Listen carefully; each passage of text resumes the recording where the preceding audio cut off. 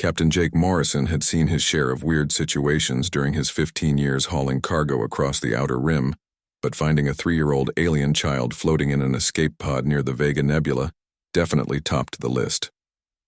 The tiny creature with her oversized violet eyes and silver-scaled skin had looked up at him with such trust that his heart had immediately melted.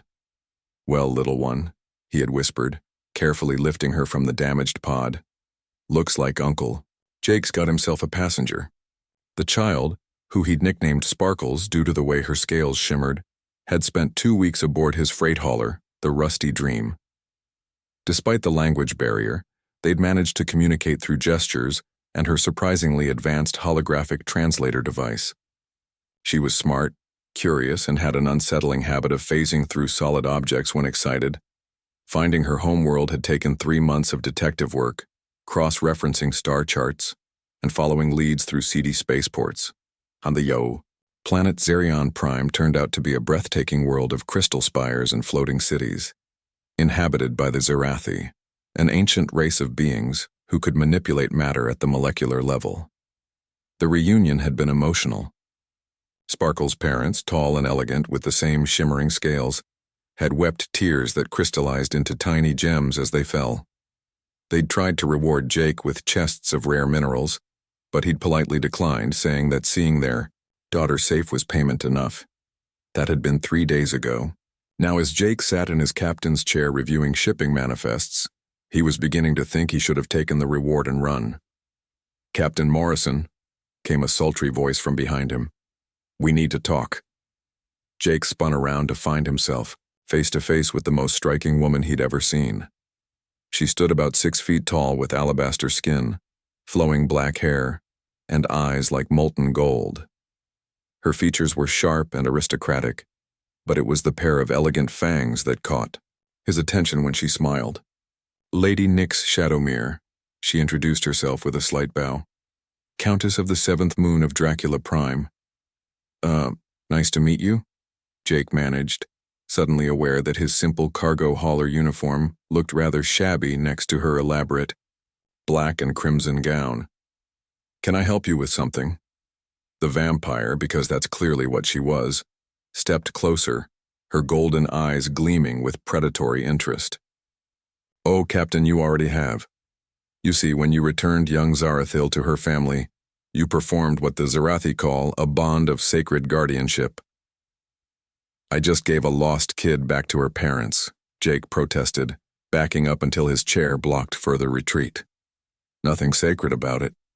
Lady Nyx laughed, a sound like silver bells mixed with distant thunder. "How wonderfully human of you to say that. But the Zerathi don't see it that way. By protecting their child at personal cost, by refusing reward, and by showing such devotion, you've essentially declared yourself her adoptive blood uncle." "Okay, that's actually kind of sweet, but which means," Nyx continued, circling him slowly, "that you're now considered family by one of the oldest and most powerful races in the galaxy. The Zerathi have many allies, Captain Morrison, including my own people." Jake felt a chill run down his spine that had nothing to do with the ship's air recycling system. "And that concerns you because 300 years ago I entered into a blood pact with the Zerathi royal house. Any human who becomes family to them becomes family to me as well." Her smile widened, showing those magnificent fangs. "Congratulations, Captain. You're now my bonded mate." "You're what?" Jake shot up from his chair so fast he nearly knocked over his coffee mug.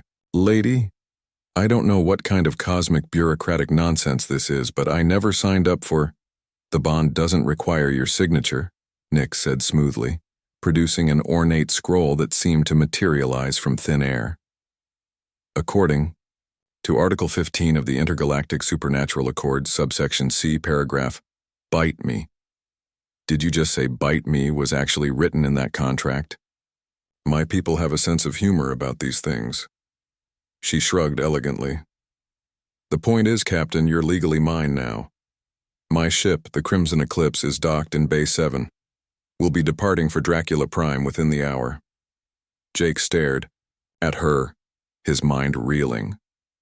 "This is insane. I'm a simple cargo hauler, I deliver fertilizer to agricultural colonies. I don't do whatever it is you people do. We protect the innocent, defend the weak, and look fabulous while doing it, Nix said, stepping close enough that he could smell her perfume. Something exotic with hints of midnight roses and starlight. You've already proven you're capable of the first two. I can help with the third. But my ship, my roots, my life. We'll be waiting for you when you're ready. Her expression softened slightly. I'm not a monster, Jake. May I call you Jake? The bond doesn't make you a prisoner. Think of it more as an extended partnership. You help me with some particularly challenging cases involving human colonies, and I help you upgrade that adorable little rust bucket you call a ship. Jake looked around his cramped bridge with its patched bulkheads and jury-rigged control panels. The Rusty Dream had been his home for over a decade, but he had to admit she'd seen better centuries. What kind of partnership are we talking about? He asked cautiously. Nix's smile turned genuinely warm. The kind where a vampire countess and a cargo hauler travel the galaxy righting wrongs and protecting the innocent. I provide the supernatural, abilities and centuries of experience. You provide the human ingenuity and that remarkable moral compass that made you save a lost child in the first place. And if I refuse, then I'll be very sad, and you'll spend the rest of your life wondering what adventures you missed. She paused. Also, technically, refusing your bonded mate is punishable by having to listen to Zarathi poetry for 72 consecutive hours. Jake winced. He'd heard Zarathi poetry during his stay on their world. It was beautiful, but incomprehensibly long and involved extensive footnotes. All right, he said finally.